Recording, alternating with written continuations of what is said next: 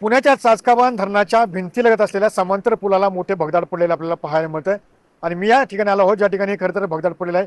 हेच भगदाड आहे ज्या ठिकाणी मोठ्या प्रमाणामध्ये जो पूल आहे, चासकाबान धरणाच्या भिंती समांतर असलेला जो पूल आहे, त्या पुलाला मोठ्या प्रमाणामध्ये भगदाड पडलेलं आपल्याला पाहायला मिळतं। त्या ठिकाणी पाहतो की कशा प्रकारे सध्या जे स्टील आहे ते स्टील सुद्धा सध्या वर आलेलं पाहायला मिळतं। त्यामुळे या ठिकाणी मोठी दुर्घटना होण्याचा संभव या ठिकाणी खरं तर व्यक्त केला जातोय, कारण की पाहतो या पुलावरून सध्या चासकाबान धरण आहे, चासकाबान धरण सध्या ओव्हरफ्लो झालं आहे आणि ओव्हरफ्लो झाल्यानंतर या धरणातून पाण्याचा विसर्ग सोडल्यानंतर मोठ्या प्रमाणामध्ये पर्यटक या ठिकाणी येत असतात। मात्र एकंदरीत पाहतो की प्रशासन असेल, या प्रशासन या ठिकाणी डोळे दाग करतं का, असाही प्रश्न सध्या नागरिक उपस्थित करताना पाहायला मिळतोय।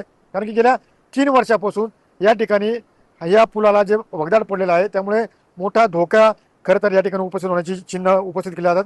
समुद्र हा पूल पाहतो की हा पूल खेड तालुक्यातील पश्चिम भाग असेल, त्या पश्चिम भागामधील असलेली वेतळे असेल, कुरकुंडी असेल, कोळे असेल, त्या गावांना जोडला जातोय। मात्र येथील नागरिकांना सुद्धा मोठ्या प्रमाणामध्ये खरं तर नाहक त्रास या ठिकाणी सहन करावा लागतोय।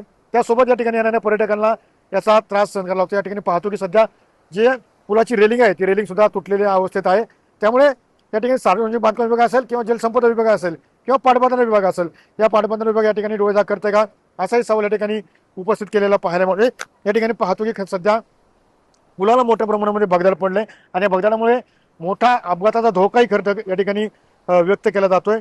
एकंदरीत या परिसरामध्ये मोठी पर्यटकांची संख्या असतेच आणि पर्यटकांची संख्या आल्यानंतर प्रशासन याकडे डोळेझाक का करते, असाही सध्या सवाल नागरिक उपस्थित करताना पाहायला मिळते। मात्र गेले 3 वर्ष झालं, 3 वर्षापासून या पुलाला जे भगदाड पडले याची कोणत्या प्रकारची डागडुजी सध्या केली जात नाहीये। त्यामुळे प्रशासन कोणत्या मोठ्या दुर्घटनेची वाट पाहतंय का, असाच प्रश्न सध्या येथील नागरिक असेल, पर्यटक असेल, हे विचारताना आपल्याला पाहायला मिळत आहे।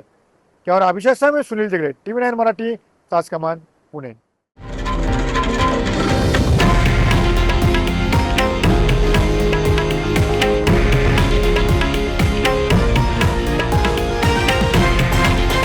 हे आहे देशातील नंबर 1 न्यूज नेटवर्क आणि आपण पाहत आहात TV9 मराठी, एकमेव।